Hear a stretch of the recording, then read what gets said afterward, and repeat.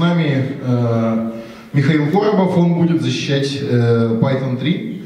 И Армин Ронахер будет защищать Python 2. Вопрос будет звучать так. Мы выбираем инструмент для нового проекта. Что выбрать? What shall we choose? Ну и давайте дадим слово сначала Армину. Ну, некое вступительное слово нужно сделать. So, what would I use for a new project? Yeah. Well, since I'm in a Python 2 camp, I don't have much choice here. So we'll have to be Python 2. Do I have to reason about why? Well, you give a little forward to this. All right. So the reason why you would still want to use Python 2 is because it works.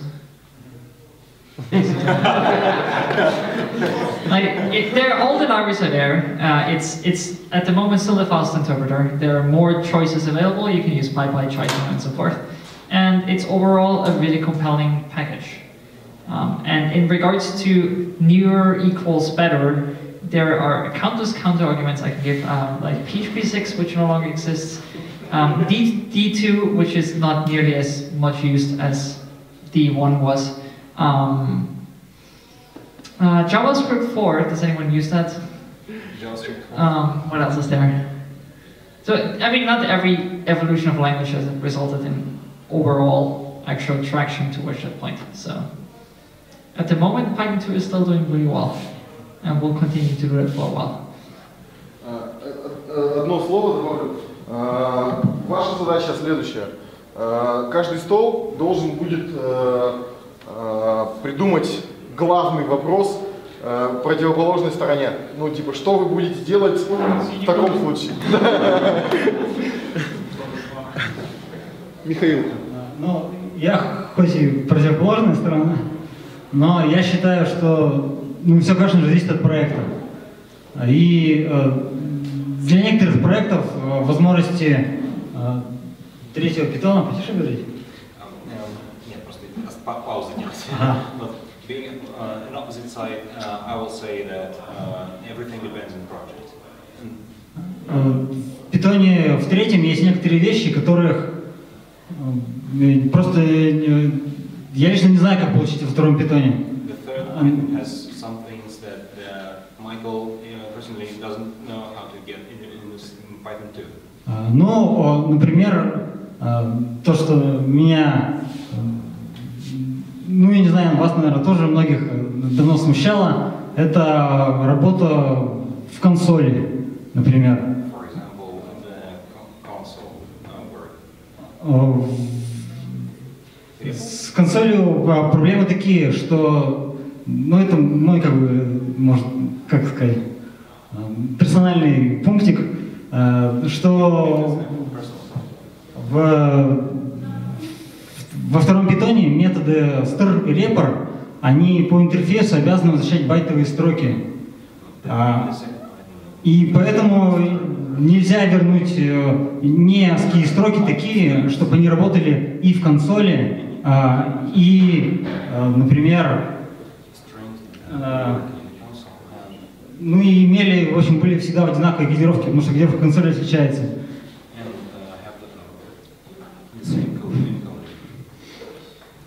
И, в общем, для не англоязычных разработчиков любой вывод, например, массива с синекодными строками всегда становится какой-то проблемой, ну, в консоли проверить.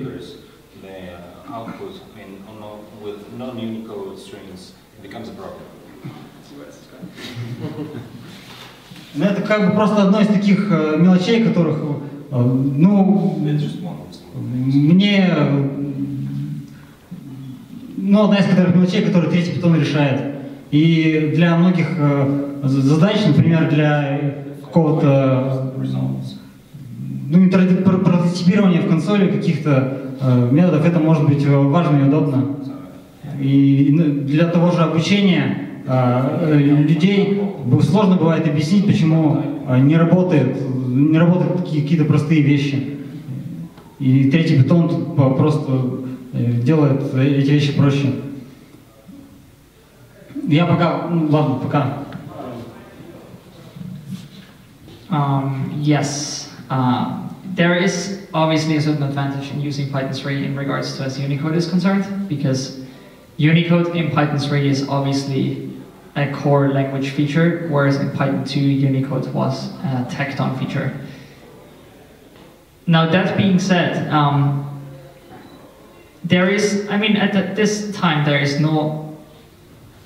no argument to be made that Python 3 will not eventually be what everybody uses. So eventually Python 3 will be what we all be using. Now if we would turn back the clock 4 years and then we say, what is the situation looking like with Python 3.0, then we could have had a more traditional upgrade to the language that did not break everybody's code. Because I think one of the big arguments that everybody is making for Python 3 is that, for instance, if you do a wrapper on an object, it comes back in the console and it actually shows you Unicode symbols instead of escape codes for non-ASCII symbols. That did not necessarily require a language upgrade. You could totally have done that in Python 2 as well. You would just have, instead of an under wrapper, you would have an under Unicode wrapper or something. And there's nothing that would have stopped you from doing that. The problem was that I think a lot of the language development is happening in the United States, where people traditionally don't really understand Unicode all that much, which is a problem even in Python 3. I mean, now that we have Unicode wrappers, it kind of works, but there is the opposite problem now, that a lot of decisions were being made in regards to Unicode that obviously do not work. File system interactions on Python 3, for instance, are a thing that were tremendously broken on Python 3.0, and even in Python 3.3 there is still being certain interfaces in the language that don't work properly, and I would like to see those being improved before I fully embrace the language myself. And as it stands right now, Python 3 is moving closer to Python 2 than the other way around. So if you can actually take Python 2 code and now execute it on Python 3 and it will work. Because a lot of the syntactical elements are actually supported by both languages.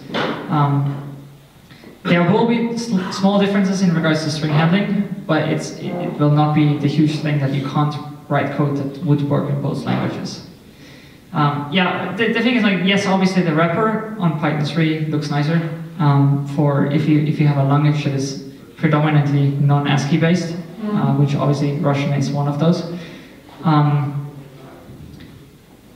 But there are certain decisions being made that are worse in Python 3 than they are on Python 2, and those will have to be fixed, or some decision will have to be made. And my good argument for this is always WSGI, the Whiskey interface on Python 3 it's ridiculous. Like, there is no good reason for why it would work this way, except for historical artifact, I suppose. But if you actually look at how you represent Unicode on Whiskey, it involves calling to functions to encode and decode into wrong encodings, so that you can actually get the end result you want. And there is still parts in the standard library where the Unicode decisions are not sane. And that is still my counter-argument against Python 3 at the moment, that not everything where Unicode has been enforced, the decisions are actually the right ones.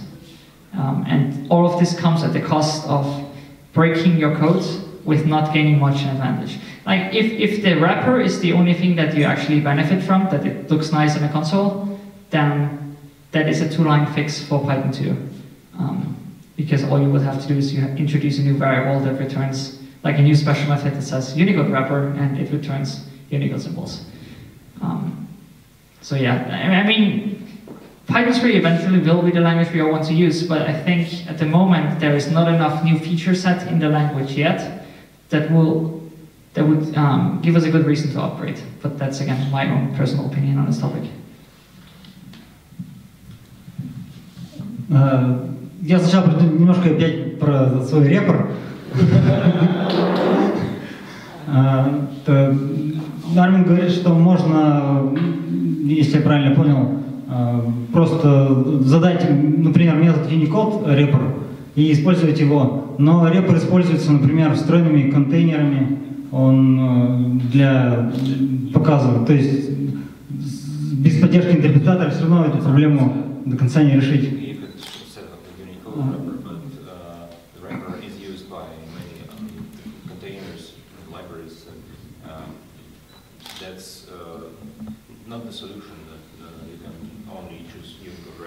Ну, в третьем питоне есть много других изменений, например, переписанные улучшенные потоки, которые тоже непонятно, как во втором питоне получить их, из пакетов не поставить.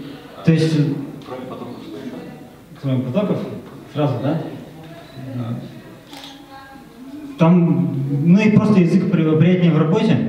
И проблема, то есть я понимаю, что второй питон мне тоже нравится, мне нравится второй питон язык, он меня в принципе устраивает, это хороший язык. И если кто-то пишет на втором питоне, он молодец, вот, то есть нет ничего такого.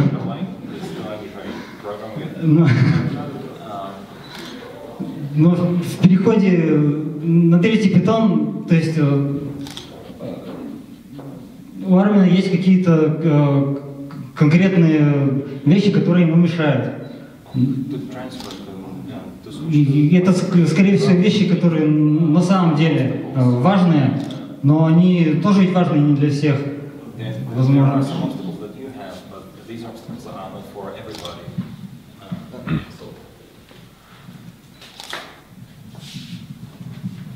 Друзья, вы здесь сидите не просто так. Я предлагаю сейчас сделать паузу, буквально 3 минуты.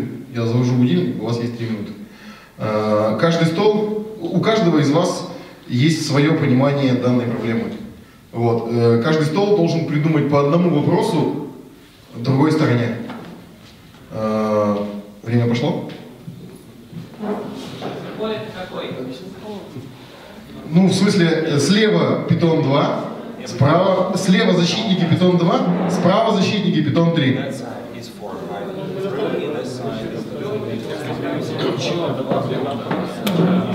Так, все, есть вопрос. Лямбда на принт. Лямбда на принт.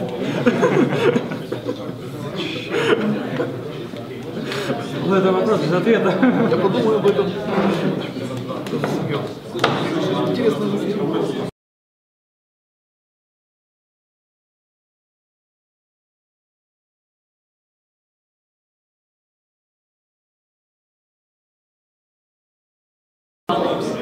Where depending on which part of the different meanings will apply. And this is not a problem that Python programming language will solve. There's a problem that the operating system itself has to solve. But the first level treatment of binary strings is not existing at all. There is no byte string, and there is no string that has the same behavior as a string from a Python. Друзья, у нас осталось 15 минут, давайте начинать. Кто начинает? Окей. Илья, ну выходи сюда. Ну, так может не слышно будет. Вопрос. Ну, любым, какие-то, может английским. Okay, so our question is, if we gotta eventually got there, I mean, if Python 3 will be the default Python, is there a reason for not start a new project in Python 3 unless you're totally sure that you have unforced dependencies? And a little addition to the question, we know 2.7 is the final version of Python 2, so it's not going to get any new features.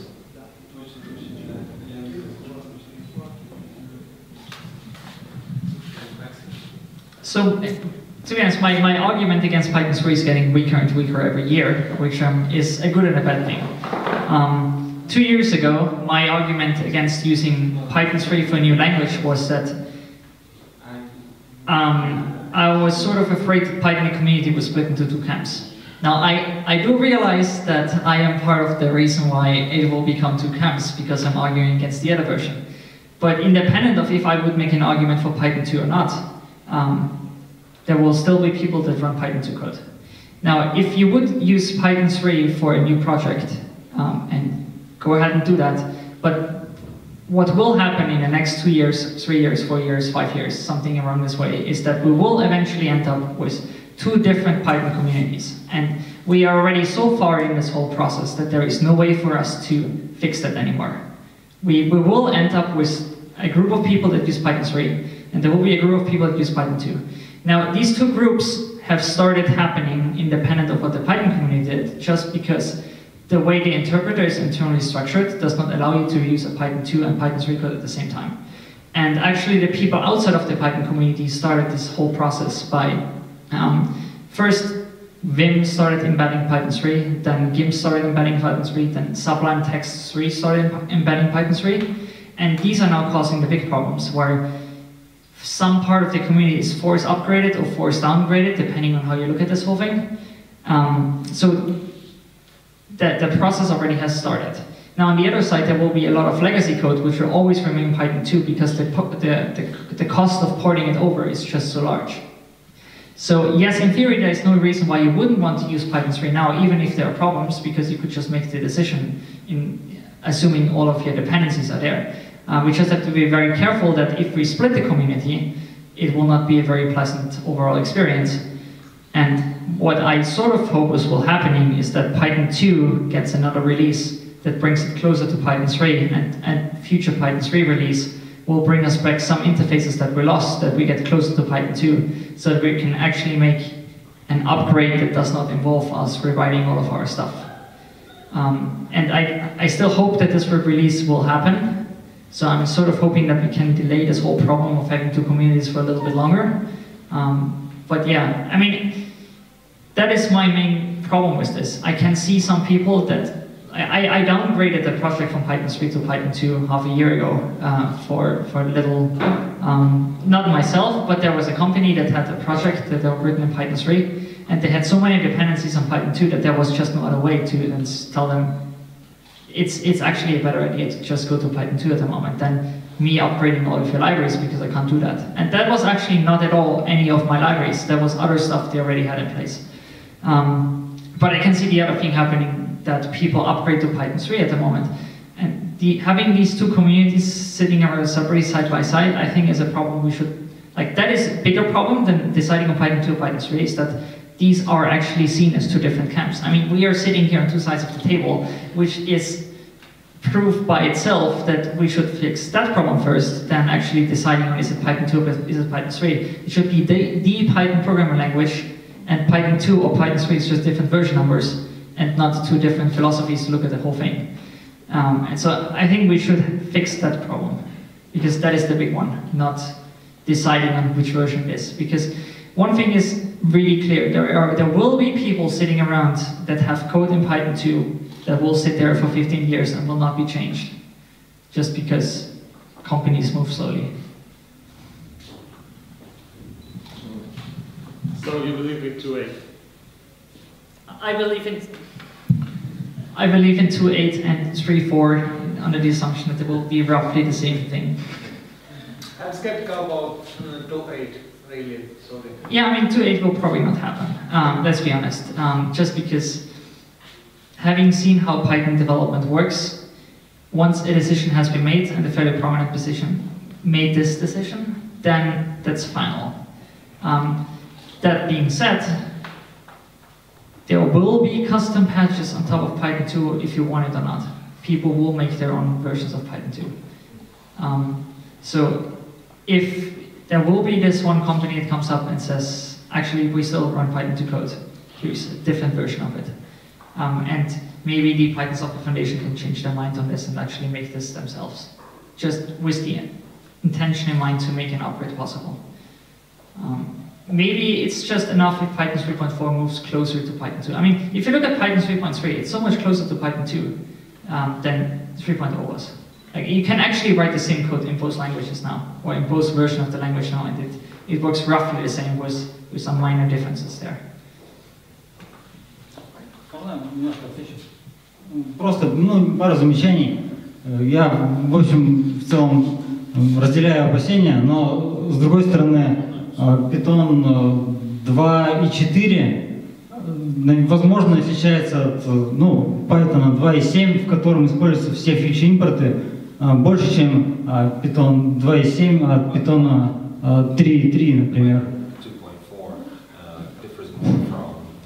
И есть люди, которые поддерживают Python 2.4 в Red Hat, например, и тоже остаются на нем. Ну и, в общем, как Армин сказал, возможно писать код, который и там работает, и сейчас большинство библиотек этот подход пытаются использовать.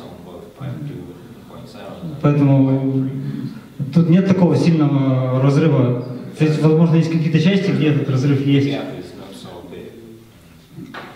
Ну, мне кажется, все идет хорошо. So, just one thing, like, the only incompatible change from 2.4 to 2.7 was, I don't think there was any, to be honest. No, he said all future imports in 2.7. From future import, actually import train function, so True division. Yeah, but I mean, wasn't the argument that going from 2.4 to 2.7 is roughly the same language change than from 2.7 to further? The big difference is I can run a 2.4 Python project in 2.7 and it will still work.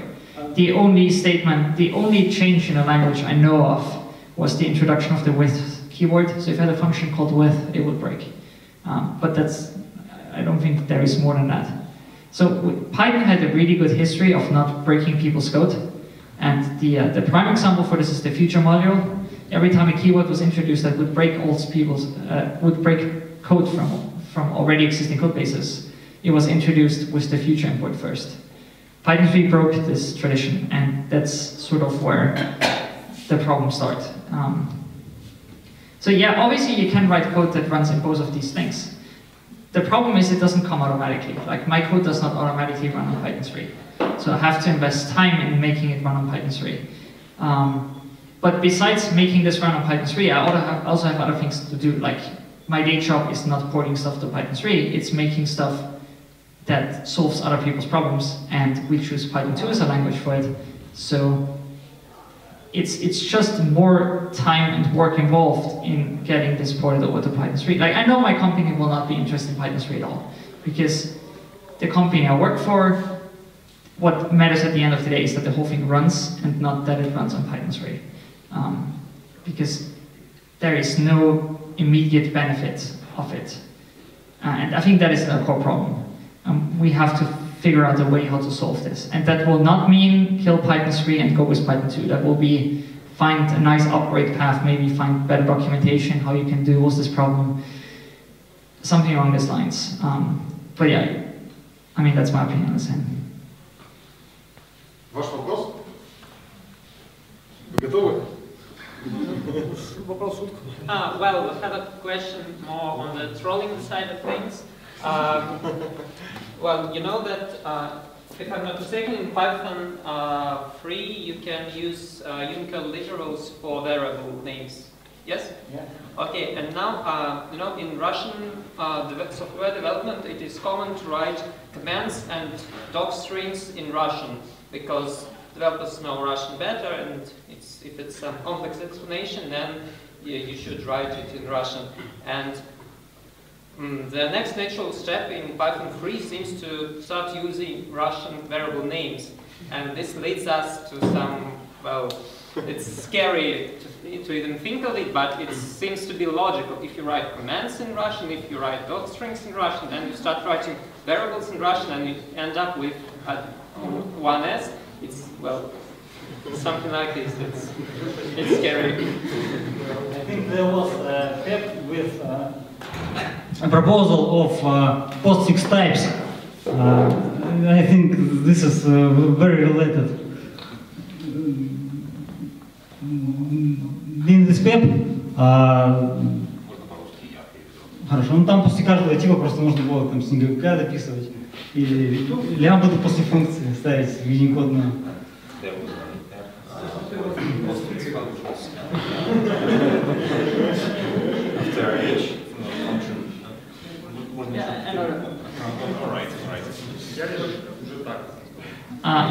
Actually, does any one of you program PHP by any chance? Any PHP programmers here? Nicely done. So there is this feature in the language of PHP where you can actually write language. So first of all, there are two features in PHP that don't work well together. The one is all of the function names are case insensitive. The other one is that the encoding of the source files is being defined by the encoding of your command line, which is defined by an environment variable. Now, PHP is very, it's like an internationalized language. It doesn't support multi-byte encodings, but what it does, and actually it does support that better as Python, is case folding. So you know how in lowercase I becomes uppercase I in most languages, lowercase a becomes uppercase a in most languages. Not all the languages actually have the same definitions of what are lowercase and uppercase characters. The interesting example there is Turkish. An uppercase I letter becomes a lowercase I letter without a dot on it. Now, because all of the functions in PHP are case insensitive, if you have your locale set of your computer to Turkish, you cannot use the character I, capital, in any of your functions or class names, because it will convert it to a different letter it then afterwards doesn't recognize. So different programming languages already had this problem, and there is a bug report open for 6 years in PHP, and people don't care. So I don't know, maybe we will have our own little adventure in regards to Unicode literals later, the next 5 years or something. But it's a fairly sad topic. Please don't use Unicode literals.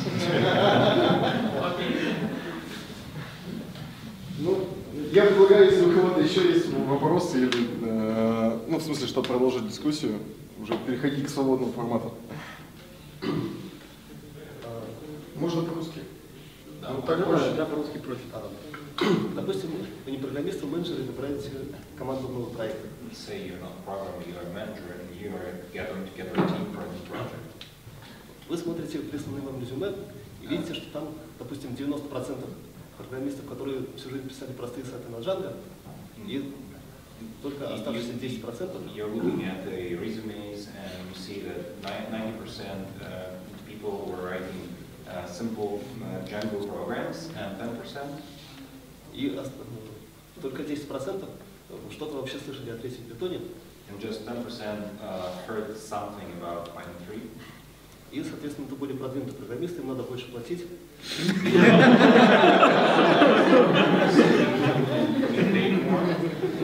И чтобы расходы оправдались, надо их нагружать более творческими задачами.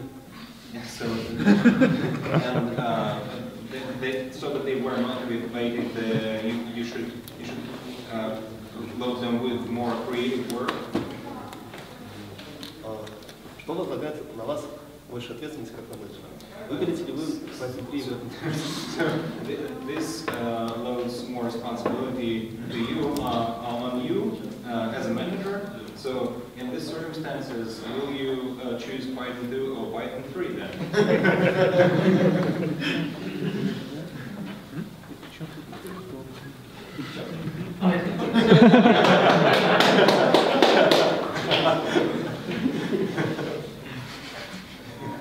Ну, правильно, это же с той стороны. Нет, ну, если не серьезно, то я выберу Python 3. А если серьезно, то это очень часто совершенно информация не важна, которую пишут в резюме.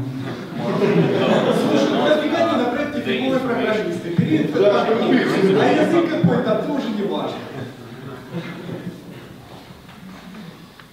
Yeah, well, in regards to quality of job applications, one of our job descriptions ended up on the governmental job website, which has the side effect that in the UK, in order to get your, well, I don't know what you call a paycheck if you don't actually work, but there is like this sort of income you get if you are actively looking for work, but you don't actually have work yet. It's like a social thing. But it does require you to send your job applications in every once in a while so that you still prove to the government that you're actually actively working for jobs. Now, we had our job application accidentally posted to this website, and I think that was the biggest mistake we ever made, because there is a ton of stuff coming in that is from apparently very good programmers that don't know anything at all. And that was really ridiculous claims in regards to what they can actually do with the language or not. So yeah, but don't ever trust job applications. Just get them for a trial on site.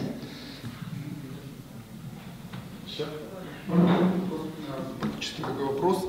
Допустим, есть некий стандартный модуль, в котором есть некая ошибка, которая затрагивает мой код. Есть баг-репорт, этот баг-репорт исправлен, этот баг исправлен в 3.1, например. В 2, естественно, он исправлен уже не будет. Почему? Скорее Т2. А почему будет? Не все баги правятся, некоторые откладываются как есть. Есть, кстати, пример такой. Есть один баг в мультипроцессинге, который поправили только в 3, а в 27 отказались править принципиально. Я, по-моему, увидел даже. Часто. Его не сложно. Какой баг? О каком баге речь? Напомните, спрашивают, какой баг речь? Речь идет про баг, связанный с тем, что мультипроцессинг устанавливает. Alright, so first of all, don't use multiprocessing, please. No, but seriously, there are some things that are being fixed in Python 2 still. I do have my own little thing outstanding, which is not going to be fixed in Python 2, which is SNI. But there are still bug fixes going into Python 2. So it's not just completely end of the line. There are bug fixes and there is security stuff. I saw an official letter in Python 3 list, and it was told that the multiprocessing bug with signals setting in multiprocessing in Linux won't be fixed in 2. Yeah, I mean that particular bug is probably not going to be fixed, but then again, it's multiprocessing, so there's a whole kettle of, it's a whole can of worms by itself. Is it actually working better on Python 3 than it is on Python 2? Like, honest question, is it actually working better on Python 3 now, multiprocessing? Yeah, it's fixed in trunk in Python 3, but I don't like Python 3, but we fix it there. Yeah, I don't know. Like, multiprocessing is very painful. So there is a small chance that this bug might be fixed. I don't know particularly what this particular incarnation is, but there has been fixes to multiprocessing in Python 2.7 point something. So I don't know if that would be one of those. But for instance, SNI is not going to be fixed in Python 2, which is very disappointing. SNI is server name negotiation, or server name, whatever it is called. It's a thing that you can actually use virtual hosts with HTTP connections over SSL. So you can't have that with Python 2. It's not a necessarily big deal because SSL termination is handled by a higher level web server. But yet, I mean, there obviously are cases where Python 2 will not catch up because a decision was made and that decision is final-ish.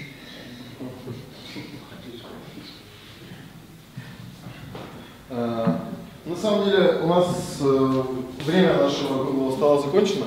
Если еще есть какие-то вопросы, как-то вопросы стали затекать, то задавайте. Но в принципе мы закончили. Давайте поблагодарим наши противоборствующие стороны.